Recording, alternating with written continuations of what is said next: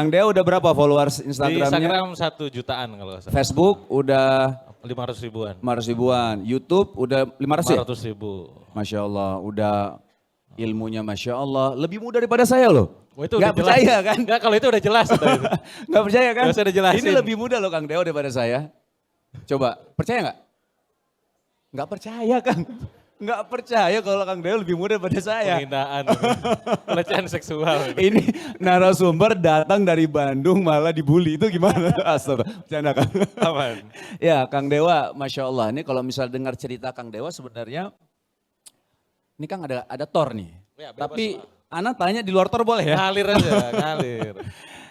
Jadi kalau misal dari tor ini yang saya baca, ya tapi dengan segala hormat kepada panitia yang sudah menyiapkan tor ini ya. Terima kasih jazakumullah khair. Cuman ini kayaknya tornya ini udah sering Kang Dewa cerita juga di acara-acara lain. Oke. Nah, sebenarnya pengen tahu nih Kang, kenapa sih, ini di luar tor Kang? Ya gak apa-apa, monggo. Gak apa ya, karena saya pernah diprotes sama narasumber. Gitu ya. Ketika saya tanya di luar tor, ini kenapa di luar tor ya? Oh iya, mohon maaf, ya saya belum baca tornya juga. Ya Kang Dewa, jadi gini, kalau Kang Dewa, Masya Allah ya, secara Kang Dewa ini business owner dan usahanya banyak banget. 60 lebih Kang ya? 68. 68 ya? Ingat ya 68 ya, Ingat. dihitung tuh satu-satu ya. Ada. Soalnya profit Iya, gitu ya. itu, betul. Tiap bulan dividen kayaknya. Amin. Amin. Jadi Kang Dewa ini ada usaha atau kita bilang secara entitas perusahaannya itu ada 68 brand, Masya Allah ya. Dan ini luar biasa banget karena saya coba hitung punya saya nih Kang. Baru di atas 10 Kang. Asik. Baru di atas 10. 20 berarti?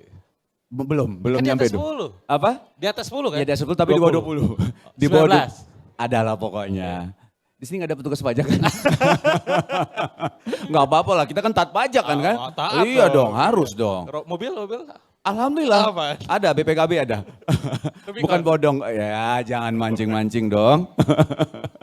Ya Kang Dewa dari brand Kang Dewa nih kita lihat ya 68 brand. Teman-teman kebayang nggak? Ini ya, kita bilang saya punya beberapa brand aja itu udah mumet banget, asli. Sampai kadang-kadang kalau bilang meeting sana, meeting sini, meeting situ segala macam. Belum lagi kalau misalnya di satu sisi ya, kalau misal kita bilang ketika lagi simpelnya lagi untung, terus lagi pembagian, alhamdulillah. Tapi ketika lagi boncos nih perusahaannya gitu ya, itu kadang-kadang kan mumet ya Kang ya. Nah Kang Dewa gimana sih dari 68 brand ini Kang Dewa bisa menghandle-nya tuh gimana sih Kang? Oke, langsung nih jawab nih. Silakan Kang. Atau besok Karena aja? waktu kita sebelum zuhur 20 menit Oke, harus siap. berhenti. Ya, bismillahirrahmanirrahim. Assalamualaikum warahmatullahi wabarakatuh. Allahumma sholli ala Muhammad wa ala ali Muhammad. Ya, kalau ditanya tentang gimana cara kita menghandle banyak brand itu, sebenarnya kuncinya ada di partnership dan team building ya. Jadi mungkin orang nggak tahu bahwa saya punya banyak partner dan banyak tim di bawahnya. Yang orang tahu mungkin hanya sekedar brand-brand yang dipublish ataupun yang dipromosikan. Bahkan dari sekian banyak brand itu, Mas, yang mungkin orang tahu cuma brand-brand tertentu saja. Karena biasa melekat pada personal brand. Jadi kalau ngomongin tentang brand itu, nanti mana yang akan kita bangun secara personal brand, mana yang memang product brand, mana yang corporate brand. Nah ada beberapa brand itu yang saya bangun atas dasar awalnya adalah personal brand dulu. Contoh misalkan ketika saya bangun Dewa Snack, udah jelas namanya aja udah Dewa gitu kan, Dewa Snack. Atau Billionaire Coach, yang memang saya pada dasarnya hobi ngajar, di situ pelatihan. Tapi sisa-sisanya membangun yang lain itu biasanya nggak pakai personal brand. Nah gimana cara jalanin itu semua sampai akhirnya bisa berjalan tiap bulan? Tadi partnership. Jadi saya mencari partner yang diantara sekian banyak itu sebenarnya partner saya langsung hanya 13. 13 orang ini akan menciptakan leader-leader di bawahnya. Nah leader-leader di bawahnya inilah yang akan ngurusin brand-brand. Satu partner misalkan punya 4 leader. Satu leader bertanggung jawab terhadap 3 atau 4 brand. Kayak begitu. Jadi saya komunikasi sama siapa? Saya komunikasi sama leadernya. Sama leadernya. Saya gak mau intervensi ke bawah. Ya, ya. Jadi walaupun saya bisa akses ke grup WA ataupun ke grup berbagai macam itu, saya nggak akan langsung direct, ini salah kontennya, ini begini enggak. Ya, Karena oke. saya menghargai leadernya. Betul. Maka setiap kali komunikasi sama leader. Contoh barusan aja pas jalan, Ya. ada salah satu brand yang saya mau rilis di tahun ini, Oke. di bulan ini. Insya Allah 69 dong berarti? Iya nambah 69. Kita udah ada 4 bulan ke depan udah waiting list ada 6 brand lagi. Masya Allah. Dalam macam-macam lah gitu. Nah, Iya, iya. pada saat ada kesalahan, misalkan ada pre-launch, namanya dalam launching itu ada pre-launch content gitu ya. Dia melakukan kesalahan tim itu. Nah, yang saya tegur itu bukan langsung directnya, direct ke bawah. Tapi partner saya yang direct langsung sama saya. Oke. Supaya nanti bawa jalur komunikasinya. Iya, iya. Nah, jadi kuncinya adalah, baik lagi kalau ditanya gimana cara nge-handle sebanyak itu, kuncinya adalah nomor 1 di partnership. Anda perlu punya partner yang memang bisa membersami bisnis Anda. Oke. Pertanyaan muncul, partner seperti apa yang perlu dibangun? Ya. Satu, kalau misalkan teman-teman nyari partner ya, pastikan satu visi. Satu visi ya. Satu visi. Oke. Visi itu tentang jangka panjang, ini bisnis mau dibawa kemana, gitu ya. Ujungnya seperti apa, 10 tahun ke depan, 20 tahun ke depan, seterusnya. Bahkan di titik ketika kita udah nggak ada. Gitu. Ya. Obrolan itu perlu disampaikan dari awal. Kedua, tentang value. Value itu nilai. Visi, value, oke. Ya, jadi nilai apa yang sama di kita berdua nih, gitu ya. Yang dianggap penting apa? Ya, jangan sampai nanti pada saat tengah jalan cekcok tuh, pecah kongsi jenisnya sering terjadi saya ngerti di antara kawan-kawan. Karena apa? Karena value yang tidak sama. Maka bahas belak-belakan di awal. Yang ketiga adalah chemistry. Nah, ini yang rada challenging. Ya betul. Maka kalau misalkan Mas Wisnu juga sering saya yakin dengar gitu ya, bagaimana Umar bin Khattab itu pada saat ngecek seseorang sahabat dan pengen apa tuh ya ngobrol bareng, safar bareng, safar sampai bareng. tidur bareng segala macam gitu ya. Tujuannya untuk ngecek chemistry. Oke. Itu yang kita cek. Jadi 3 itu yang wajib sama gitu ya, visi, value, dan chemistry. Oke. Apa yang perlu beda supaya partnership ini bisa sustain, langgeng gitu ya. Satu adalah kompetensi. Misalkan saya sama Swizu sama-sama misalkan menghandle di bagian marketing, selling, branding. Oke. Partner kita pastikan dia jago di bagian operasional, produksi, manajemen. Oke. Saya menemukan banyak kasus di mana mereka berpartner tapi kompetensinya sama. Sama-sama marketing misalnya. sama-sama branding, nggak paham nanti operasional. ngurus operation siapa? Bingung. Kan? Atau misalkan sama-sama bikin produksi. Ya. Ngurusin Nggak produksi, bisa bisa jualan. Nah, maka saran saya pastikan partner kita itu kompetensinya berbeda. Kedua adalah dari segi karakter. Oke. Karakter ini bahasanya gini, ada orang yang tipe secara bawaan itu memang ngegas. Ya. Oh sikat, gas. Ada yang bawa itu ngerem. Ngerem, oke. Nah kita pastikan berbalik. Kalau kita orang yang ngegas, partner kita pasti yang ngeremnya. Yang ngerem, ya. Rem ketemu rem, gak jalan-jalan. gak jalan-jalan. Iya. Gas ketemu gas, Blong, blong, tabrak. tabrak rugi miliaran Iya. gitu, kasih dulu gitu ya. Nah maka sekali lagi, poin-poin ini menjadi sangat penting untuk kita partnership. Itu yang pertama. Nah kedua tentang team building, ya perlu membangun tim Tim intinya. building, ya. Bagaimana kita mencari tahu knowledge-nya, juga dari segi skill-nya, dari segi karakter dan juga attitude-nya, itu yang dibangun. Jadi kuncinya adalah partnership dan team building. Oke, partnership dan team building ya. Kang, menarik nih. Kalau Kang Dewa tuh selalu setiap entitas bisnisnya itu punya partner atau yang satu brand itu sendiri aja ada nggak? Itu saya beneran. Kenapa? Kenapa gitu ya? Uh-uh. Karena saya memahami dan menyadari kelemahan saya. Oh, oke. Bahkan tidak ada jabatan CEO di semua entitas. Oke. Karena apa, saya kalau manajemen itu kalau ngobrol bareng orang nggak bisa lama-lama gitu kan. Kelihatan juga, Pak. Terus Ini misalkan aja mau kalau pulang kita nih. ada masalah misalkan gitu Iya. kita cari coaching, sini nggak gue banget gitu. Iya, Nah iya. maka hampir di semua partner saya itu mereka bisa mengisi kelemahan saya. Oke. Dan di situ saya partnership. Jadi saya posisinya prinsipnya gini, divide to multiply prinsipnya tuh. Divide membagikan untuk melipat gandakan. Daripada gang saham katakanlah 100% punya kita sendiri, tapi omset cuma di angka 1 miliar doang atau 5 miliar setahun doang gitu ya. Mending kita bagi-bagi sama teman, mungkin 30-30-40, Yeah. mungkin 60-40, Yeah. mungkin 70-30, tapi nilai evaluasi sangat besar. Secara sales, secara aset, dan secara revenue gitu. Basketnya nggak cuma satu ya, tapi banyak gitu. Ya, kan ada juga begitu kayaknya. Bener gak? Atau gue yang nanya sekarang. Secara Gitu. industri juga memang kalau kita pikir-pikir kayak misalnya kita bilang ada industri F&B misalnya gitu ya, terus ada kecantikan, terus ada misalnya di industri-industri lain ketika satu industri ini mungkin lagi redup misalnya, itu kan bisa ada basket-basket lain yang menunjang kita betul. gitu ya. Itu salah satu yang dipikirkan juga Salah ya. satu kelebihan kalau kita main diversifikasi bisnis. Oke. Tapi yang orang juga tidak pikirkan adalah enak ya kayaknya kalau punya banyak bisnis. Ya orang kan lihat enaknya doang. Iya, iya. Karena pada dasarnya membangun bisnis dengan core yang berbeda, membangun dunia kesehatan, kecantikan, terus juga penerbitan, pelatihan, F&B, dan lain-lain itu beda jenis semua itu. Kang apa, tadi kan kalau misalnya tadi kan Kang Dewa menceritakan juga bagian nikmatnya atau memang apa namanya ya kelebihan ketika kita berpartner ya. Artinya kita saling berbagi satu sama lain, punya potensi satu sama lain, kompetensinya memang beda-beda gitu, enak Betul. jalaninnya gitu ya. Nah tapi di satu sisi apa sih kekurangan ketika berpartner? Ah ini seni Walaupun dalam semuanya sama ya tadi Betul, value, betul. terus visinya sama, tapi apa kekurangannya? akan selalu ada konflik, Kang. Oh konflik Akan ya? Oke. selalu ada gesekan-gesekan.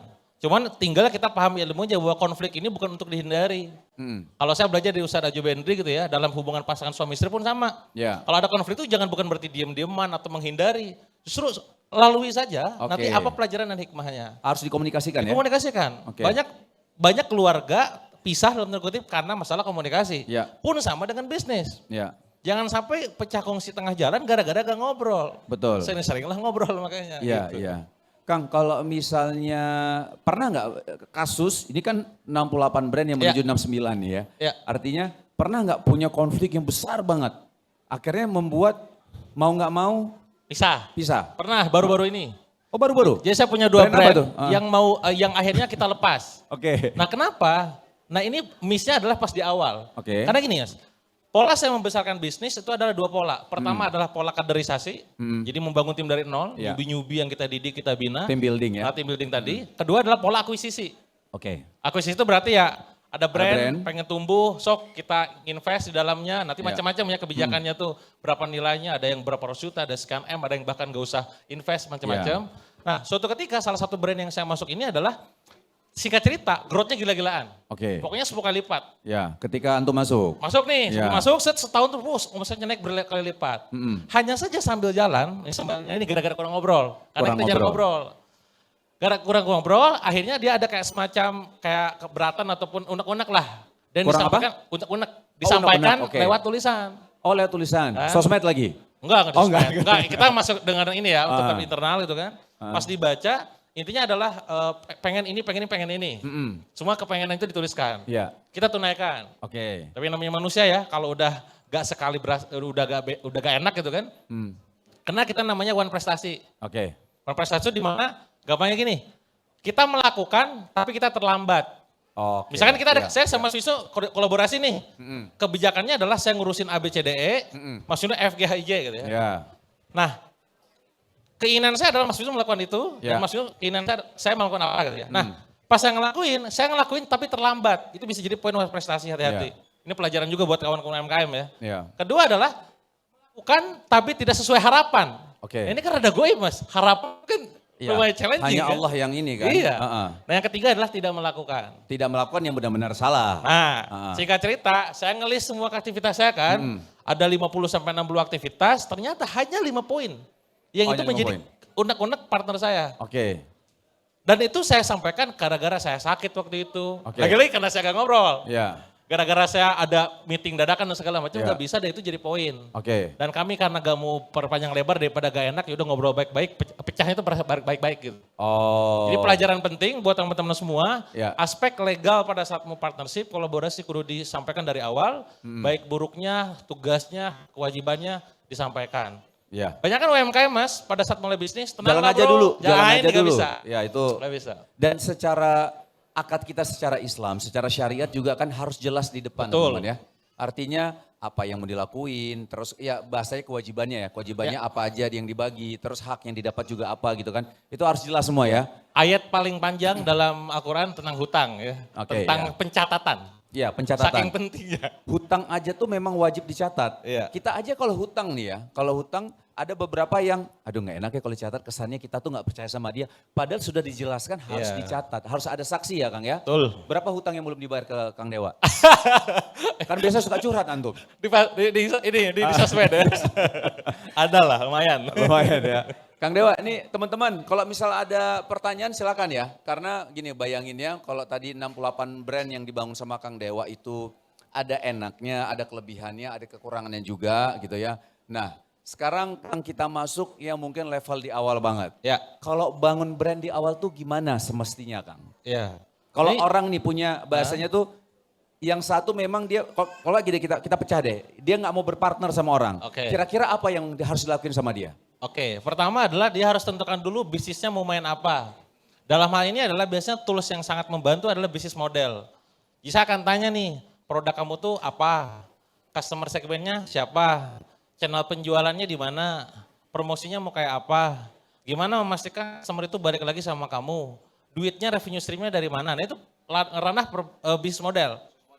Bisnis model kudu clear. Ini teman-teman misalnya UMKM nih, datang ke saya, Kang saya pengen dong buka bisnis supaya ramai langsung gimana? Satu, selesaikan bisnis modelnya dulu. Kamu main di klinik beda sama main skincare produk yang dijual. Nah ini kan beberapa brand yang di sini juga bermain di ranah skincare, bermain di klinik juga gitu kan. Itu dua game yang berbeda. Nah ketika bisnis model ini sudah clear, biasanya yang kedua adalah brand blueprint. Oke. Yang kita desain. Ya. Nah pertanyaan muncul tadi tuh, bagaimana membangun sebuah brand gitu ya. Pertama adalah Anda harus tentukan dulu masuk di market kategori apa. Oke. Market kategorinya apa nih? Kayak tadi misalkan F&B Ya. macam-macam. Services atau produk. Ya. Produknya Mas Wisnu misalkan toko oleh-oleh itu produknya yang dijual atau tokonya yang dijual. Ya. Itu dua hal yang berbeda gitu ya. Kalau main di ranah kecantikan misalkan nanti akan berbeda pada saat kita jualan di berbagai macam platform itu. Orang datang, come in atau kita jualan produknya. Itu dua hal yang Coba ulang, berbeda. Kang. Coba ulang yang itu, orang yang datang. Orang yang datang, orang misalkan datang ke klinik atau Ya. kita produknya yang datang ke mereka. Kan Oke, beda oke, jenis ya. customer Berarti journey-nya. klinik atau produk ya? Nah, maka market kategorinya apa nih? Lu klinik, lu produk, skincare atau misalkan beauty apa atau misalkan tadi di hair care misalkan. Macam-macam produk kategorinya beda. Oke. Nah, ketika market kategori sudah ditentukan, kedua adalah tentukan customer segmennya siapa. Oke, customer segment, oke. Oh, ternyata misalkan customer segmen saya emak-emak. Ya. Emak-emak ini banyak. Ya, kalau saya petakan dalam customer segmen itu apakah Mahmud Abbas gitu ya, mama muda anak baru satu Ya. gitu ya, atau macan ternak gitu ya, macan ternak itu adalah mama cantik ternak gitu ya. Itu berdasarkan usianya itu beda-beda tuh. Atau misalkan Marisol itu apa? Mama arisan dan sosialita. Ah. Ini segmennya beda. Atau Amjar, anak mampu bayar, anak-anak pemain di salah satu platform yang memang ya gitu kan. Oh, gitu. Itu 4 segmen yang berbeda. Oke. Gue punya produk nih, pengen menyasar semuanya Kang. No, Nggak gak bisa. bisa. Gak bisa. Itu yang kedua, Ya. pertama market kategori, kedua customer segment, ketiga baru unique value-nya. Unique value ya. Unique-nya apa? Ya. Karena ini ketiga hal ini yang akan membentuk positioning kalian di Betul, pasar. betul. Pertanyaan muncul, apa itu positioning? Persepsi unik yang tertanam dalam benak pasar. Mm-mm. Ada banyak tipsnya, ada yang mau tipsnya saya kasih aja Mau, semua. mau dong.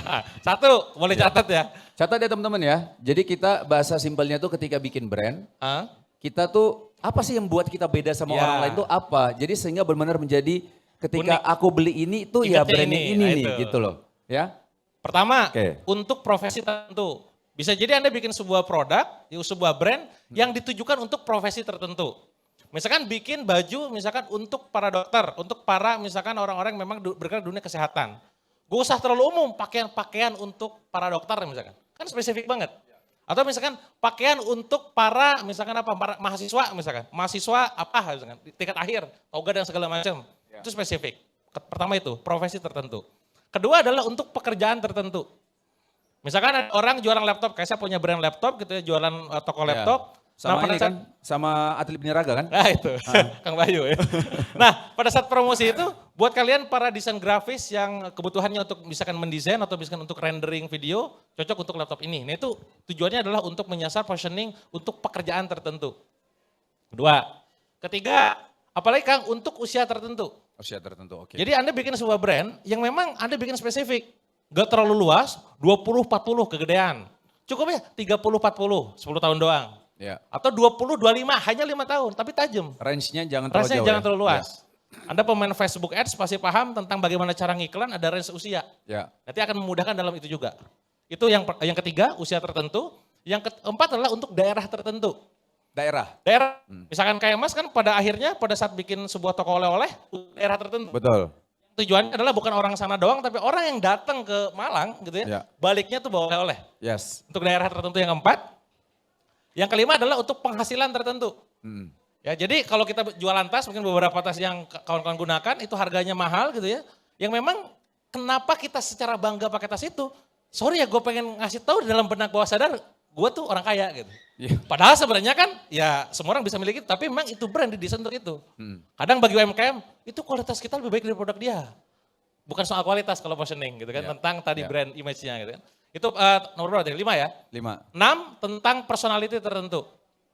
Anda bikin hijab, bikin fashion, misalnya ini kan banyak di fashion gitu ya. Saya hajar untuk misalkan orang-orang muda yang memang pengen yang feminim misalkan. Yang memang pengen apa, yang gimana personalitinya. Mobil, fashion biasanya main di brand personality. Mainnya bentuk personality tertentu. Itu nomor 7. 8, untuk status tertentu. Status image. Ya, beli mobil atau motor yang besar itu ya untuk kayak ya image gue nih orang macho, orang gaul, orang freedom gitu ya. Itu biasanya udah ranah tinggi. Terus ya apalah gitu. Yang kesembilan ya, untuk jenis kelamin tertentu. Jadi Anda nggak menghajar semua jenis kelamin hanya untuk cewek doang misalkan. Ya. Ya untuk cowok doang. Bukan sampai misalkan ada toko yang posisinya tuh berat badannya misalkan besar Ya, untuk yang oversize usia ya. gebrot doang gitu ya. Yang terakhir adalah untuk hobi tertentu. Hobi, oke. Hobi motor, hobi otomotif, hobi apa, yaitu dijual untuk positioning itu. Yaitu beberapa tips untuk menentukan unit value positioning. Masya Allah. Nah teman-teman ya, jadi memang pentingnya positioning untuk brand itu penting banget ya Kang ya. Karena coba kita bayangin ya, misalnya ada orang jual Muslim fashion lah, di brand Muslim fashion. Sekarang kalau kita tanya brand Muslim fashion itu banyak banget. Apalagi kalau misalnya kita bilang sekarang kan kayak misalnya ada banyak lah ya brand-brand sekarang ya, Warren Klambi, terus ada Button Scarf dan ada Zaskia Sungkar, terus ada Zashi, dan ada lain-lainnya gitu ya. Sekalian ya. Kok nggak ada di sini tapi booth-nya ya? Aduh, ini Dimas gimana sih? Lanjut. Iya, jadi kita harus menentukan positioning dari brand itu harus jelas juga. Kayak misalnya, saya nggak usah bicara brand lain karena takutnya salah ketika menyebutkan positioning brand lain. Saya sebutkan brandnya istri saya dan ipar, Zaskia Sungkar dan Zashi. Nah, dua brand ini itu memang secara, saya sempat, ya kita diskusi gitu kan. Kayak misalnya, ini secara harga gimana? Secara harga beda tipis banget. Paling cuma 20.000 sampai 50.000, nggak terlalu jauh lah. Artinya secara kemampuan orang membelinya ya orang yang sama gitu loh. Nah ternyata sampai hal yang sangat-sangat spesifik sekali dia pikirkan. Bahwa kalau yang ini untuk yang feminim, yang personality. Jadi dia sukanya yang rada-rada kayak suka yang bunga gitu ya. Ya cewek banget lah. Sedangkan yang satu lagi itu memang segmen itu yang cewek-cewek yang apa sih kalau bahasa ini cewek mamba ya, yang apa ya benar nggak sih benar ya cewek mamba ya? Saya juga baru tahu dari mereka cewek mamba artinya dia gayanya tuh yang keren gitu ya, biasa pakai warna hitam. Jadi bukan yang feminim yang bunga-bunga gitu. Jadi dari itu aja bisa dibedain gitu.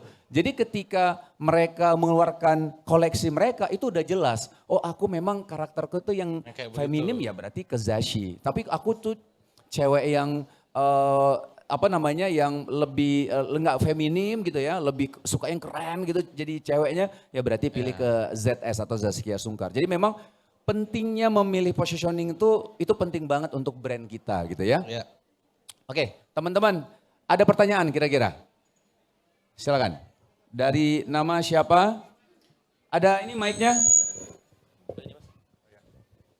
Silakan, nama.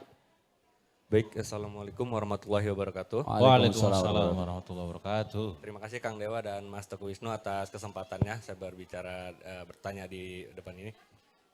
Kebetulan saya lagi membangun usaha kecil-kecilan. Saya mempunyai skill di web develop. Saya sedang membangun undangan digital untuk pernikahan umum, pernikahan syar'i maupun khitanan dan lain-lain. Nah, bagaimana menurut Kang Dewa untuk pangsa pasar kita itu bisa tahu kelebihan dari produk kita gitu. Alhamdulillah saya baru bangun dari bulan Desember, saat ini sudah mempunyai 4 klien gitu. Desember 2023. Maaf, Iya, makanya 2022. Futuristik ya? Ya, 2022. Visioner banget kamu ya. Gitu. Terus? Ya, adakah kiat-kiat dari marketingnya, sisi marketingnya dari selain sosial media? Terus satu lagi, Kang, pertanyaan saya perhatikan dari awal tadi untuk pembahasan terkait usahanya itu memang lebih ke habluminanas ya. Saya ingin bertanya terkait habluminallahnya sama mungkin halnya dengan Tadi tema kita pada ini menjemput kemustahilan, apa? Melawan kemustahilan ya? Melawan kemustahilan menjemput keajaiban. Keajaiban sama halnya dengan ketidakmungkinan yang akan kusemogakan. Nah, adakah kiat-kiat kita atau ikhtiar dan juga doa ya untuk bisa membangun kemustahilan keajaiban tersebut. Menjemput keajaiban Iya, tersebut ya? Baik ya. Assalamualaikum warahmatullahi wabarakatuh. Waalaikumsalam warahmatullahi wabarakatuh. Namanya siapa tadi Mas? Henry. Henry? Iya. Oke, Mas Henry. Silakan Kang. Apa coba pertanyaannya? Lupa juga tadi banyak. Yang pertama tadi dia punya bisnis di apa developer web develop, benar ya? Benar ya. Tapi yang khususnya untuk undangan pernikahan. Pertanyaan udah nikah belum? Nah, makanya nggak usah. Canda. Iya. Jadi memang tadi kan Kang Deo banyak ngobrol soal ikhtiar dunianya. Iya. Nah ini ikhtiar dunia. Kalau ikhtiar akhirannya ada nggak Kang? Siap. Itu dulu? Pertama dulu kali ya. Pertama dulu, tadi soalnya yang kedua lain lupa ya. gue. Ya, jadi kalau bisnisnya Mas adalah bermain di bidang developer untuk undangan digital, sebenarnya itu pasar yang sangat gurih juga ya, di saat sekarang eranya semua serba digital. Yang perlu dilakukan mungkin selain dari segi campaign dari digital marketing adalah yang kedua adalah dari segi partnership kolaborasi. Jadi silakan kolaborasi dengan berbagai pihak yang memang segmennya adalah ke arah ke sana. Jadi pasar itu nanti ada yang namanya pasar soon to be, orang yang akan. Pertanyaannya adalah siapa yang akan menikah? Gitu kan? Berarti anak muda nih, ngumpulnya di mana? Oh ternyata di kajian-kajian pranikah misalkan. Atau ternyata mereka berkumpul dalam sebuah komunitas anak muda misalkan. Nah kolaborasilah sama mereka. Bikin yang namanya referral system. Mereka merekomendasikan, mereka ngajak, mereka dapat fee, nanti diarahkan ke masnya gitu. Itu yang pertama, kolaborasi, partnership gitu ya.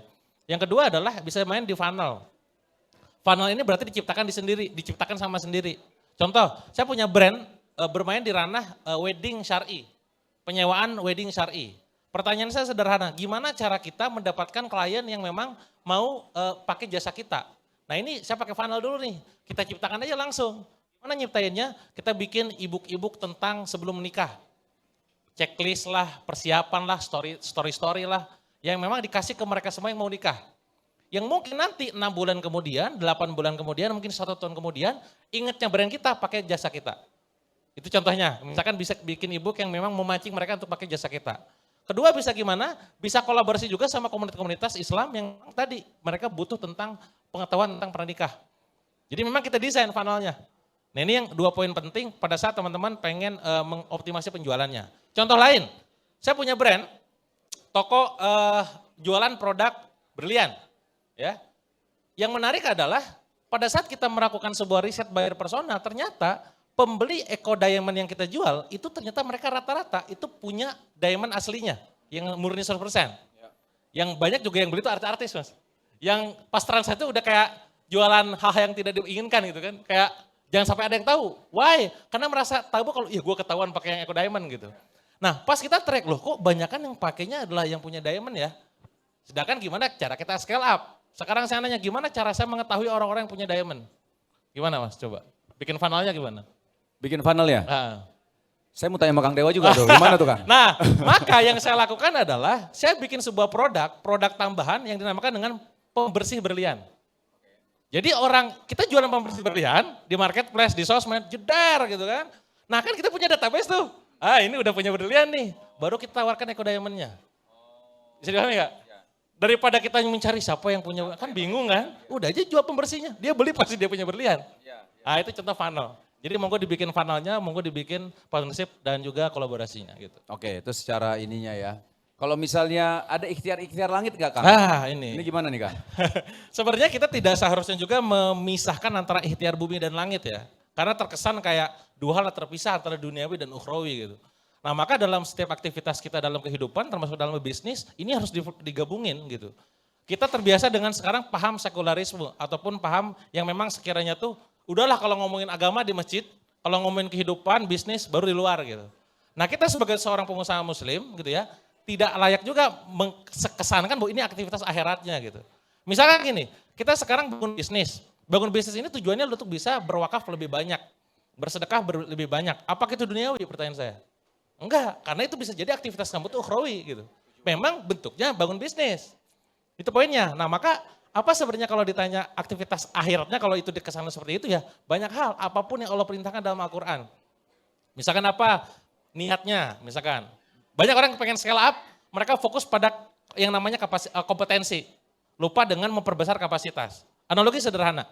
Kalau ngambil cerita kita sekarang, Abdurrahman bin Auf adalah salah satu sahabat Nabi yang kayanya kebangetan. Ya, bukan lagi kaya raya, kayanya kebangetan gitu ya. Orang yang sangat kaya raya bahkan ketika hijrah dari Makkah ke Madinah pun gitu ya, dengan tidak membawa apa-apa, nyampe ke Madinah dipersekutukan sama Nabi dengan para sahabat lainnya, pegawai dengan pegawai, pengacara dengan pengacara gitu ya, hakim dengan hakim, pengusaha ketemu pengusaha. Waktu itu dipersekutukanlah Abdurrahman bin Auf dengan Sa'ad bin Rabi. Sa'ad bin Rabi adalah pengusaha di kota Madinah yang sangat kaya raya. Sampai pada akhirnya Sa'ad bin Rabi bilang ke Abdurrahman, wahai Abdurrahman, saya adalah orang terkaya di negeri ini. Kalau kamu butuh harta, silakan ambil setengah harta saya. Kalau kamu butuh wanita, silakan ambil salah satu istri saya akan ceraikan. Saya ngebayangin mas, ini tawaran Abdurrahman ditawarkan kepada para jamaah di sini. Ya. Wahai akang, gitu, saya punya kekayaan yang sangat banyak, silahkan kalau mau ambil, ambil aja. Kalau mau wanita, ambil yang paling kamu suka. Kayaknya orang jawabannya, mau gitu. Tapi responnya Abdurrahman perhatikan. Semoga Allah memberkatimu, hartamu dan keluargamu. Dan langsung di situ bilang, tunjukkan saya di mana pasar. Singkat cerita, Abdurrahman ini dikenal dengan Midas touch-nya, apapun yang dia sentuh jadi duit. Sentuh jadi duit. Pertanyaan saya sederhana, kenapa semudah itu ya Abdurrahman mendapatkan dalam tanda kutip harta dan uang gitu kan? Karena kapasitasnya besar. Allah tahu bahwa ketika harta ini dititipkan ke Abdurrahman, balik lagi ke agama Allah. Ketika harta ini dititipkan kepada Umar, kepada Abu Bakar, balik lagi ke agama Allah. Analogi yang lain, contoh, di sini rata-rata udah pada nikah kan ya? Coba angkat tangan yang sudah menikah. Ya. Yang sudah punya anak, anaknya usia kurang lebih 5-10 tahun angkat tangan. Uang jajan berapa Kang anak? 5.000, 10.000 sehari? Pernah gak ngasih 100.000? Pernah ngasih juta? Kenapa? Katanya kita berjuang demi anak kita. Kenapa kita gak ngasih 100.000? Demi anak loh, 1 juta gitu. Kenapa? Apa alasannya? Karena belum pantas, benar gak? Belum layak. Jangan-jangan kita itu hidup sekarang sama Allah dikasih receh terus dalam tanda kutip ya. Ya lu belum pantas. Nah ini tentang kapasitas. Nah, gimana cara membesar kapasitas? Itu pertanyaannya. 1, luaskan niat. Jadi kalau kita sekarang bangun bisnis, gak cuma sekedar pengen memperkaya diri, tapi saya pengen jadi wasilah kebaikan buat banyak orang. Saya membangun sebuah brand yang pengen kawan-kawan pasukan ini bisa umroh bareng, bisa bebas hutang, bebas riba gitu kan. Bisa jadi wasilah rezeki buat mereka. Itu 1, luaskan niatnya. Kedua adalah, yang perlu kita lakukan adalah sering nolong orang. Bantu orang lain dahulu, dibantu Allah, kemudian. Itu ada dalilnya, ada hadisnya, ada ayatnya. Maka pada saat kita bangun bisnis, niatkan tuh benar-benar pada saat kita jualan tuh nolong orangnya. Jangan pengen ngejar duitnya. Apa yang akan terjadi kalau misalkan kita ditolak? Kalau misalkan ngejar duit? Kecewa. Kalau nolong? Ya udah biasa aja. Ditolak sama mbaknya misalkan, oh next, ditolak next. Berarti memang belum jodohnya saya nolong dia. Kan gak ada rasa kecewa, benar gak? Itu yang kedua. Jadi niatkan nolong orang, bantu orang lain sering-sering. Ketiga, doakan orang lain sering-sering. Karena doa yang baik itu akan balik lagi ke kita. Jadi kalau kita punya pasukan, doain ya Allah ya Rabb, sebut nama-namanya, timnya disebut. Nah itu nanti balik lagi tuh ke kita. Terakhir yang keempat, ini menjadi sebuah camp juga kalau saya di pasar, di kawan-kawan yang lain adalah banyak-banyak sedekah. Kenapa? Karena sedekah ini adalah ibaratnya tuh bisa dilakukan secara maksimal oleh pengusaha. Ya. Sedekahlah sebrutal mungkin. Brutal di sini maknanya bukan berarti semuanya, tapi dalam arti semaksimalnya. Dalam arti lan tanalul birra hatta tunfiqu mimma tuhibbun. Lan dalam bahasa Arab itu artinya tidak yang selama-lamanya tidak. Allah tidak akan memberikan kebaikan kepada kita sampai nanti hari kiamat sebelum kita menginfakkan harta yang kita cintai. Nah maka sekarang akan bangun bisnis, niatin ya. Pengen bisa sedekah lebih banyak, wakaf lebih banyak, acara kayak gini support maksimal dan seterusnya. Semoga menjawab. Masya Allah ya.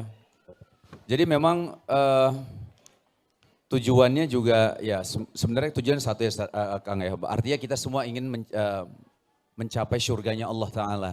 Dan dengan dari berbagai jalur lah kita bilang. Nah kalau misalnya di jalur entrepreneurship ya mungkin jalurnya situ. Kalau profesi juga bisa.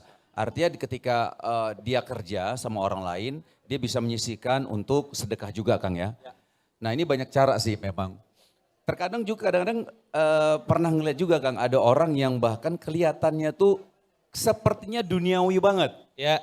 ternyata di balik itu dia ternyata Masya Allah banget untuk agama Allah. Nggak kelihatan. Iya. Walaupun ada kelihatan lah, maksudnya bantu ini, bantu itu. Tapi ternyata di balik itu semua, yang nggak kelihatannya lebih banyak lagi Iya. ternyata.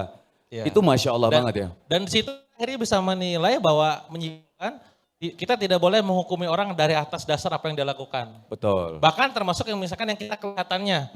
Secara Pernah saya zahir ngalamin ya. gini Mas, nanya ke peserta workshop gitu ya. Kenapa Anda datang ke kelas saya dan kenapa pengen belajar ilmu launching? Jawaban pertamanya apa coba? Penasaran katanya. Masem gue penasaran doang kan? Saya tanya lagi, apa yang membuat ibu penasaran? Ya saya penasaran pengen dapat ilmu. Emang kalau dapat ilmu ngapain? Ya kali aja nanti bisnisnya bisa tumbuh. Oke. Emang kalau bisnis tumbuh kenapa? Ya omsetnya bisa banyak nanti laris gitu kan. Ya. Kalau omsetnya banyak, ya income saya nanti banyak. Kalau income banyak, ya saya bisa sedekah. Kalau bisa sedekah, ya saya menjadi hamba yang bermanfaat. Kalau emang kenapa itu penting? Ya karena saya yakin bahwa saya nanti bakal berpulang. Kenapa itu penting? Karena saya pengen ketemu Allah loh. Bayangin, ngomongin launching ujungnya ketemu Allah loh. Iya, iya. Padahal awalnya penasaran. Iya. Ada kasus yang kedua Mas, yang menarik nih. Suatu ketika saya tanya, kenapa kamu bangun bisnis? Saya pengen bisa sedekah katanya. Masya Allah. Masya Allah. Mulia kan? Saya tanya, emang kenapa kamu pengen sedekah? Ya karena kan itu adalah sebuah posisi tertentu ketika saya bersedekah, saya merasa bahwa aku nih orang yang luar biasa gitu. Alasan keduanya lihat, aktualisasi diri. Emang kenapa kalau misalkan kamu luar biasa? Ya saya bisa membuktikan pada orang-orang sekitar saya tuh. Alasannya kamu malah pengen pembuktian ya? Artinya apa? Tidak boleh kita ngecap seseorang hanya gara-gara ungkapan dan perlakuan yang dilakukan di pertama kali. Padahal yang satu sedekah ya. Iya. Satu sedekah, yang satu kelihatan duniawi, Bisa kelihatan deh. ternyata Makanya. ujungnya itu Allah gitu ya. Iya, gak ada yang tahu. Iya, jadi memang nggak bisa menilai hanya di awalnya saja ya Kang. Ya. Betul. Memang harus lebih detail, kita juga harus lebih bahasa itu coba korek lebih detail lagi. Ternyata sebenarnya ujungnya tuh malah lebih mulia gitu ya, insya Allah ya. Masya Allah. Ada lagi teman-teman? Silakan Pak. Ibu-ibu ada? Habis ini Bu ya. Bapak silakan Pak. Bismillahirrahmanirrahim. Assalamualaikum warahmatullahi wabarakatuh. Waalaikumsalam warahmatullahi wabarakatuh. Terima kasih narasumber dan Mas Wisnu. Saya mau bertanya ya, saya terlalu lama sebagai profesional. 3 tahun yang lalu, 4 tahun yang lalu saya membuka usaha bisnis di bisnis kuliner. Niatnya membantu saja. Niatnya membantu supaya kita bisa bantu, ada orang yang kerja dan lain sebagainya gitu. Kemudian saya merasa karena saya profesional, dia punya income yang lain, jadi terlalu santai. Jadi niat membantu tapi profesionalisme itu hilang. Padahal investasi udah gede, udah cukup besar gitu loh. Nah kemudian langkah apa sih sebenarnya yang kemudian ketika saya ambil keputusan untuk bisa, udahlah saya udahan, saya mau fokus. Saya akan ambil alih ini dan saya fokus. Kenyataannya saya tidak siap. Karena apa? Karena memang ini bukan passionnya saya. Gitu. Itu yang pertama. Langkah apa yang harus saya lakukan ketika sini sudah terlanjur. Artinya potensi masih panjang. Tuh. Sebenarnya saya agak tertarik kalau berkolaborasi. Saya mau ngajak dua-duanya berkolaborasi sebenarnya. Saya pikir itu seperti apa. Jadi karena niat sudah kita benar, kita sudah luruskan di niatnya. Tapi menjaga profesionalisme kerja itu yang perlu arahan dari Mas Yoga. Terima kasih. Siap. Terima kasih Bapak. Gimana Kang? Ya, teman-teman di sini mungkin perlu pertama yang harus kita garis bawahi adalah niat itu akan selalu bicara tentang bagaimana kita mendapatkan ridha Allah. Bagaimana kita Allah ridho, Allah memberkahi usaha kita, terus juga Allah akhirnya menurunkan rahmatnya pada nanti di hari kiamat, kita bisa nolong orang, itu adalah semua niat yang kita jadikan sebagai spirit pada saat jalankan bisnis. Tapi yang harus diingat adalah ada yang namanya tujuan. Jadi ada niat, ada tujuan. Suatu ketika saya misalkan ke Gorontalo, terjadwal di kalender ke Gorontalo. Nah pada saat orang tahu bahwa saya ditanya, mau kemana Kang? Ke Gorontalo. Ditanya, ngapain ke Gorontalo? Nah ngapainnya adalah saya bilang, ada meeting bersama tim saya di Klik Digital di sana. Berarti niatnya adalah yang barusan, tujuannya adalah ke Gorontalo. Nah maka dalam bisnis, tujuan bisnis bisa dicek di kitab fikih muamalah manapun gitu ya, itu adalah untuk mencetak profit. Jadi memang sedari awal pada saat kita bikin bisnis, itu kudu disetting kudu profit. Kalau misalkan gak profit, ya gak usah bisnis, bikin yayasan aja, bagi-bagi profit gitu. Ya. Nah gimana supaya profit? Itu menjadi pertanyaan tersendiri. Kalau misalkan Bapak profesional, kuncinya adalah percayakan pada ahlinya. Jadi sampai ada yang bilang kan kalau misalkan kita menyerahkan sesuatu bukan pada ahli, tunggulah kehancurannya. Nah maka mungkin kita profesional, di titik yang lain kita sebagai profesional gitu ya, tapi pengen invest di sebuah bisnis misalkan. Carilah orang yang memang bisa mengelola dengan baik. Ya kita belajar dari Nabi. Sidik, amanah, fatonah, tablik. Itu adalah sebuah modal usaha agar kita bisa dipercaya sama orang lain. Nah maka yang dilakukan adalah konsep syirkah, Pak. Syirkah itu macam-macam. Ini sekilas gambaran ya. Yang sangat terkenal tuh yang 3 di antara 5 syirkah tuh 3 yang paling terkenal. Satu adalah syirkah mudharabah namanya. Syirkah mudharabah adalah pertemuan pengelola dengan investor. Pengelola dan pemodal. Di mana pengelola tugasnya ngelola, tugas pemodal ngasih duit. Nah dalam hal ini Bapak bisa jadi sebagai pemodal. Nah carilah pengelola. Nah nanti bagi hasilnya gimana? Tergantung kesepakatan. Bukan dari nilai investasi. Nah, ini pemahaman tentang ilmu fikih muamalah terutama bagian syirkah. Misalkan saya ngeliat bahwa aduh si pengelola ini kayak capek banget nih kerjanya A to Z gitu ya. Yaudah deh ngobrol-ngobrol. Sok kamu 70% saya 30%. Sah kalau selama adil dua-duanya oke gitu ya. Ya ridho ya. Ridho gitu kan kuncinya ridho gitu kan. Nah jadi si dia ngejalankan kita tinggal tunggu tiap bulan. Tinggal nanti kasih masukan dan segala macam. Ketika terjadi kerugian memang tanggung jawabnya adalah tanggung jawab si pemodal. Artinya adalah yang rugi adalah pemodal. Loh pengelola rugi apa? Rugi jasa, rugi waktu dan rugi tenaga. Nah ini. Nah artinya apa? Kunci nyari si pengelola adalah nyari mereka yang punya kompetensi, punya 4 yang sifat Nabi tadi, sidik, amanah, dan fatonah, dan tablik gitu ya. Dan pastinya adalah punya profesionalisme sendiri gitu. Kedua adalah ketika misalkan syirkahnya abdan namanya. Abdan itu adalah ketemu badan. Pengelola ketemu pengelola. Ngelihat kondisi ini, pertanyaan adalah apakah Bapak memungkinkan untuk ngelola juga? Kang, saya kayaknya dengan pekerjaan sekarang gak mungkin, berarti ini coret, gak mungkin abdan. Karena konsekuensi abdan adalah dia harus ikut terlibat dalam ngelola. Saya misalkan paham tentang produksi, manajemen, operasional, Mas Yusuf marketing, branding, dan selling. Mas collab yuk, collab, bagi-bagi tugas. Sok, Mas 55, saya 45 misalkan. Collab nih, gak keluar duit. Jalan, itu namanya abdan. Ada yang ketiga, namanya syirkah inan. Inan itu adalah pengelola plus pemodal, ketemu pengelola plus pemodal.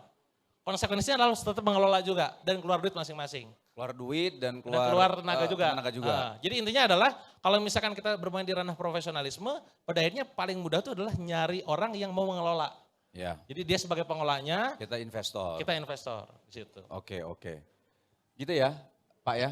Nanti kalau selesai acara silakan ngobrol sama Kang Dewa sama beliau juga. Kalau mau diajak kolaborasi. Baik, selanjutnya silakan Ibu. Itu belakang Bu. Oke. Agak haus ya Kang ya kita di sini. Bismillahirrahmanirrahim. Assalamualaikum Kang Dewa. Waalaikumsalam warahmatullahi. Sama Bang Wisnu, saya sabar Ya Bu.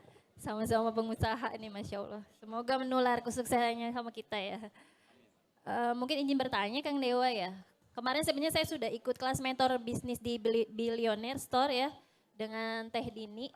Nah Teh Dini itu nyuruh kita untuk merekrut tim ya, admin. Sedangkan saya masih all shop ya, belum bisa offline. Nah ternyata kendalanya ini Kang, nyari tim yang loyal sama kita karena kita masih merintis ini kok kayaknya berat. Tapi kalau kita kerjain sendiri pun nggak bisa gitu, keteteran. Nah gimana tuh Kang caranya supaya tim kita loyal dan saya juga tahu kisahnya Kang Dewa itu kan dari bangkrut ya. Ya. Bagaimana membangun trust timnya Kang Dewa sehingga loyal gitu sampai sekarang. Siap. Terima kasih, Assalamualaikum. Tim building Oke, ya. Membangun, ngedevelop tim. Gimana Kang? Oke, gini ya, kalau misalkan teman-teman nggak punya tim, ada banyak opsi dalam membangun sebuah tim. Pertama adalah rekrut orang newbie. Newbie itu adalah pemula. Jadi rekrut orang yang baru mulai banget, jadi CS baru mulai, konten kreator baru mulai, bikin ngedit video baru gitu ya. Nah konsekuensi dari rekrut orang yang baru newbie adalah kita perlu membina dan membimbingnya. Nah maka saya tanya apakah ibu mau bina dan bimbing atau enggak? Kang, enggak Kang, saya enggak paham. Oke, yang kedua, apa yang bisa dilakukan? Rekrut orang ahli. Rekrut orang ahli konsekuensinya apa? Mehong, mahal. Ya, dan biasanya rada tengil gitu ya. Kalau kita enggak bisa menjinakkan dia dengan culture, nah salah satu trik untuk mereka jadi jinak dalam tanda kutip adalah ada culture. Culture apa sih Kang? Value plus behavior. Value kita apa, jadikan dalam sebuah behavior itu adalah jadi culture perusahaan. Jadi mereka nggak akan tengil gitu ya. Itu yang kedua, rekrut orang ahli. Ketiga, percayakan pada pihak ketiga. Apa Kang? Pihak ketiga, agensi. Pihak ketiga, agensi. Bayar agensi. Apa Bayar konsekuensinya? ya, putus saja ya. Konsekuensinya apa? Lumayan juga, mahal juga itu. Dan yang paling penting adalah tidak dalam kontrol. Oh day to day, tidak day to day. Tidak Oke. harian. Iya. Biasanya kan Mas bikin ini, ya balasnya lama. Saya lagi ngerjain lain nih. Aduh. Wajar lah yang lain. Iya. Itu yang ketiga, Kang saya gak mau kayak begitu. Yaudah yang keempat, partnership. Oke. Berarti kalau udah partnership, siap bagi hasil. Yang awalnya kita 100%, mungkin ya tadi kita lempar 30% buat partner kita. Oke. Nah ini 4 opsi dalam membangun sebuah tim. Pertanyaan berikutnya adalah gimana cara membentuk mereka jadi loyal. Nah ngomongin loyalitas kawan-kawan, itu sejatinya tidak bisa dibicarakan sedari awal. Ya. Definisi loyal itu adalah ibaratnya mereka tetap stay sama kita, walaupun apapun yang terjadi sama kita. Nah ini kekuatan leadership kitanya. Ya, Ya. saya sering bilang loyalitas, kalau pengen loyal kitanya harus royal. Ya, jadi kalau misalkan mereka pengen loyal, kitanya harus royal. Sering ngasihnya gak cuma materi ya. Waktu apa materi? Waktu atau materi? Waktu adalah uang ya. Gak hanya materi gitu. Tapi yang lainnya, gini, kebutuhan manusia kawan-kawan itu gak cuma finansial. Kawan-kawan di sini kan yang punya reseller banyak ya. Saya misalkan di biro kosmetik itu punya reseller banyak tuh ya. Saya bilang bahwa kebutuhan finansial itu gak cuman itu, kebutuhan mereka itu gak cuman finansial. Apa finansial? Bonus, reward, Ya. apalagi diskon, cashback misalkan, apalagi support system. Ingat manusia ini makhluk hidup. Ada kebutuhan yang kedua yaitu kebutuhan emosional. Ya. Motivasi, inspirasi, penghargaan, kekeluargaan, kebersamaan. Nah itu harus dikasih. Ya. Nah maka mengunci keyword nomor 2 adalah kuncinya adalah yang sederhana yang ngena. Yang sederhana yang ngena. Kalau cewek sama cewek nepuk pundak gitu ya pelukan, Masya Allah Mbak, nah, itu sebut puji. Ya kalau cowok makan bareng, nonton bareng, ngobrol bareng, sederhana tapi ngena. Kayak dalam hidup keluarga lah. Di keluarga itu kan kita ya, karena kita berkeluarga gitu ya, prinsipnya kan yang tidak penting itu penting. Anak kita misalkan lagi main, kita datang ngapain apain, kan sebenarnya bagi kita itu gak penting. Ya. Tapi bagi dia itu penting. Masya Allah. Nah maka gimana cara engage sama bonding sama anak? Ya lakukan yang tidak penting menurut kita.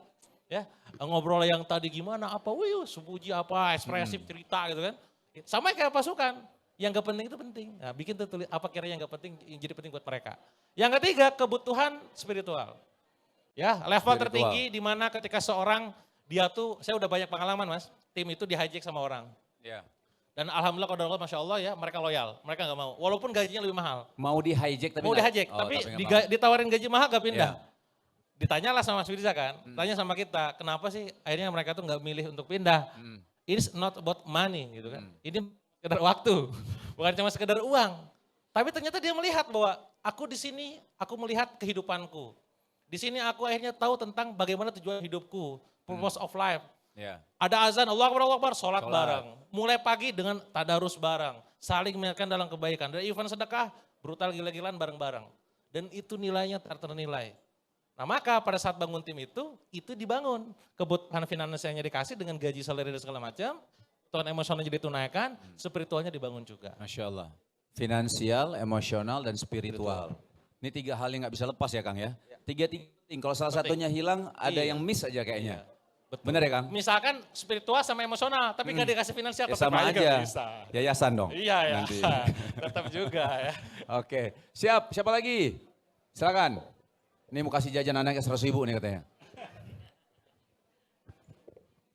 Assalamualaikum warahmatullahi wabarakatuh. Waalaikumsalam warahmatullahi wabarakatuh. Saya Mulki dari Jakarta Barat. Kang Dewa, mau ke bahas tentang melawan kemustahilan. Oh ini kita ada belum bagi-bagi hadiah nih.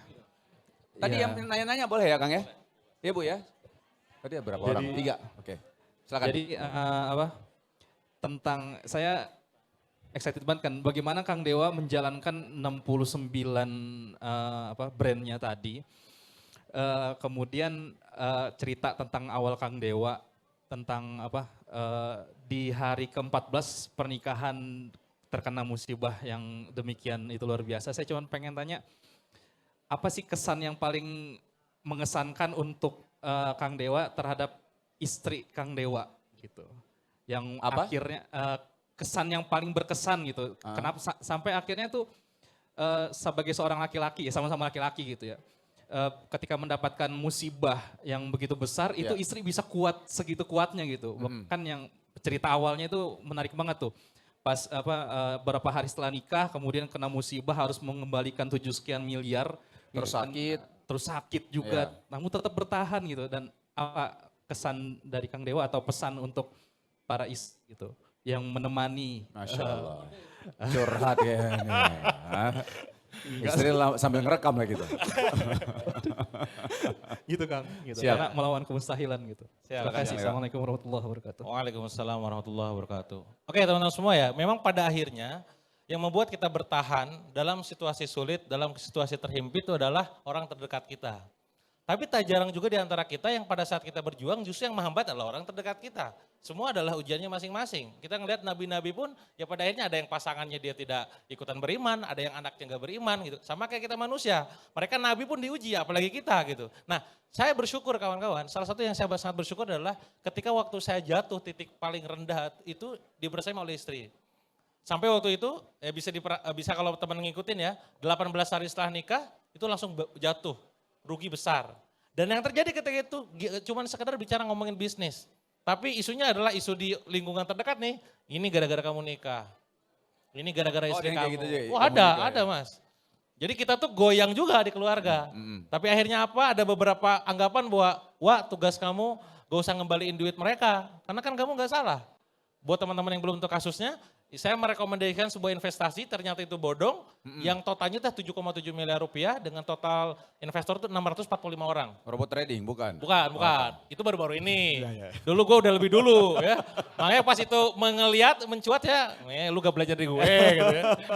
Nah waktu jatuh itu benar-benar banyak pendapat. Salah satunya istri yang membersamai saya. Nah apa poinnya kawan-kawan semua? Ini yang menjadi quote juga dari saya buat teman-teman. Dalam kondisi jatuh, dalam kondisi terpuruk, kita boleh kehilangan seluruh harta kita. Kita boleh kehilangan seluruh kepercayaan dari orang terdekat kita. Kita boleh kehilangan seluruh jabatan dan juga penghasilan kita. Satu yang gak boleh hilang, kehidupan kita. Bagaimana ketika kita sama anak, jangan sampai gara-gara bangkrut apa yang terjadi? Kita gak pernah memenuhi kebutuhan emosionalnya. Nanti pada akhirnya mereka akan masa depan akan ada yang namanya luka pengasuhan, hutang pengasuhan. Ada yang namanya life trap. Nanti ada orang yang sedang dibully jadinya social exclusion. Ada yang namanya nanti macam-macam ilmunya. Nah intinya adalah jangan sampai kehilangan kehidupan. Sama anak tetaplah jadi ayah, sama pasangan tetaplah jadi suami. Nah bagaimana dengan istri? Nah istri harus ditekankan tentang keimanan. Bagaimana gini teman-teman? Rukun iman ada berapa saya nanya? Rukun iman ada berapa? 6. Satu apa?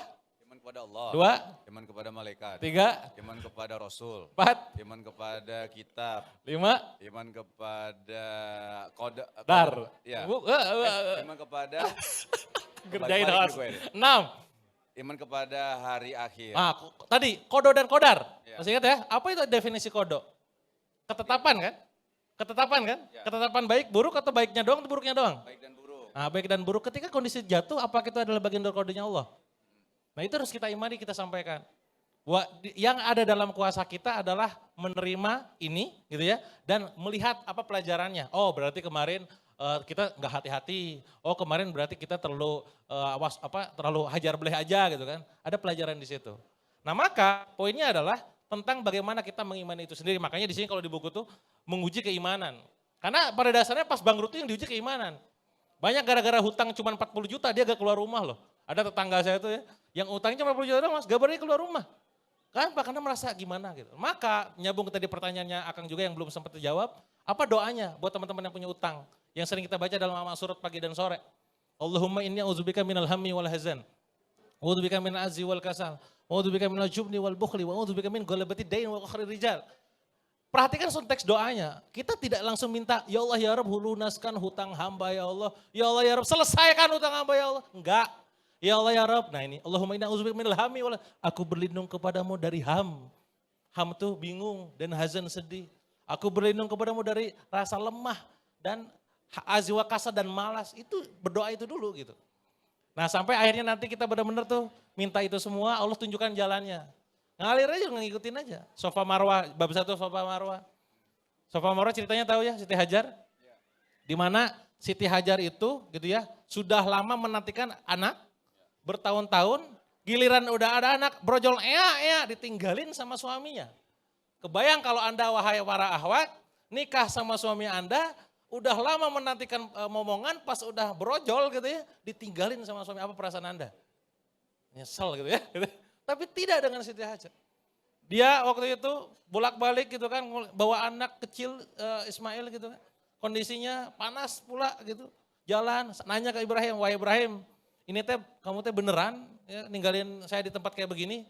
Ibrahim cuma diam. Wah Ibrahim, kamu tuh beneran ninggalin saya sendirian nantinya? Diam. Sampai ditanya lagi, akhirnya tanya, wah Ibrahim, apakah ini adalah perintah dari Allah? Iya, wahai istriku, ini adalah perintah dari Allah. Oh kalau ini perintah dari Allah, hari saya jabanin, bahasanya gitulah ya. Ditinggalkanlah Siti Hajar oleh Ibrahim. Nah pada saat sendiri Ismail nangis, dia butuh minum gitu ya, butuh makanan.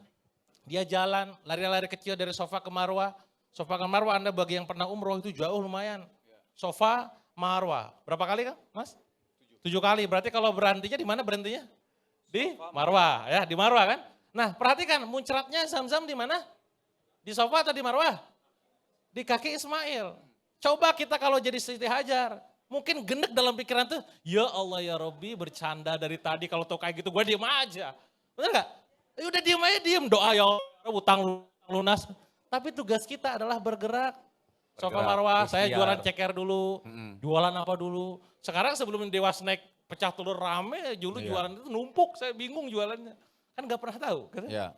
Putar-putar dulu. Nah itu yang kita lalui dengan penuh keimanan. Sampai akhirnya tahu ternyata muncratnya Zam-Zam adalah di kaki Ismail. Dekat. Solusi itu udah dekat. Kisah tongkat Musa, Nabi Musa. Nabi Musa datang nih dikejar sama Firaun tengah jalan, depannya ada laut gitu kan. Tapi bingung mau ngapain lagi kan. Tapi apa yang terjadi? Pasukannya bilang bahwa kita bakal kekejar. Tapi perhatikan keimanannya Nabi Musa. Tidak, saya punya Allah. Allah berfirman, idrib bi'asokal bahar. Tukulkan tongkatmu ke laut. Pak, belah, lewat, mati di belakangnya. Kuncinya adalah keimanan. Maka sekali lagi, jangan pernah kehilangan keimanan dalam kondisi apapun. Masya Allah. Jadi memang pentingnya ilmu ya Kang ya. Artinya memang bukan hanya sebatas kita memberitahukan kepada istri kita, kitanya dulu yang pertama, kita harus ada ilmunya, terus kita bagaimana kita bisa menyampaikan kepada istri kita dan menerapkannya berdua di dalam keluarga gitu insya Allah ya. Baik, closing.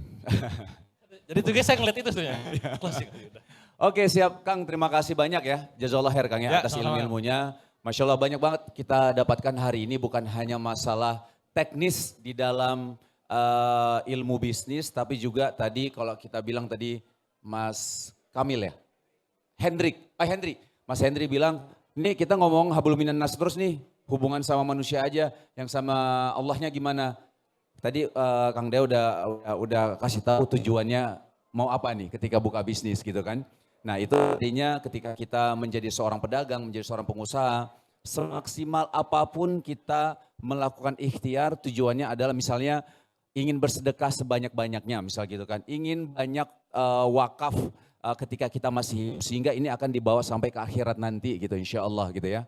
Jadi banyak hal yang memang harus kita lakukan, terutama ke diri kita dulu baru kita bisa lakukan kepada yang lainnya, terutama keluarga kita. Karena di Quran juga sudah jelas Kang ya, jagalah dirimu dan keluargamu dari api neraka. Jadi artinya yang harus kita perhatikan kita dulu nih berarti Kang ya. Kita dulu, kita maksimalkan diri, kita kasih contoh kepada keluarga kita yang paling dekat dulu. Jangan hanya memberikan inspirasi, motivasi kepada keluarga hancur berantakan, nauzubillah. Ini kita selalu berlindung kepada Allah dari hal-hal seperti ini. Bagaimana kita bisa baik sama orang lain, sama keluarga sendiri malah nggak baik gitu. Ini juga menjadi pelajaran buat saya. Artinya kayak misalnya saya bisa senyum yang ramah sama orang, tapi sama istri lagi capek, kok kamu bete banget sih? Ya lagi capek gitu kan. Jadi kata Ustadz Kang ada yang pernah bilang kayak gini, kalau kita ingin surat apa yang kalau ke polisi itu surat berkelakuan baik apa? Benar ya? SKCK ya? Surat keterangan catatan kebaikan. Bukan surat berkelakuan baik lah gitu ya. Kalau misalnya biasanya kita mintanya kemana? Apa? Bukan maksudnya, biasanya kan kita ke kepolisian misalnya gitu ya. Kita minta itu, keterangan itu. Kata Ustadz, jangan. Dari mana polisi itu kita baik atau enggak? Yang paling tahu tuh istri kita, yang paling tahu. Yang paling tahu, benar Bu. Mau kita akhlaknya gimana, adabnya seperti apa, yang paling tahu tuh istri kita, kata Ustadz gitu ya. Nah makanya baik-baik sama istri. Boleh tuh, itu ada contoh-contoh suami-suami yang kelihatannya gagah perkasa tapi kalau di rumah kucing mereka. Nggak bercanda ya, nanti kita ngobrol juga bisa mudah-mudahan sama mereka. Baik Kang, sekali lagi jazakallah khair, terima kasih atas ilmunya. Balik ke Bandung langsung? Sore aman, berarti silakan. Habis ini langsung ngobrol lagi sama Kang Dewa boleh kok. Oh nggak boleh ya. Baik, makasih teman-teman semua. Kita tutup ya dengan kafaratul majelis. Subhanakallahumma bihamdika asyhadu an la ilaha illa anta astaghfiruka wa atubu ilaik. Assalamualaikum warahmatullahi wabarakatuh.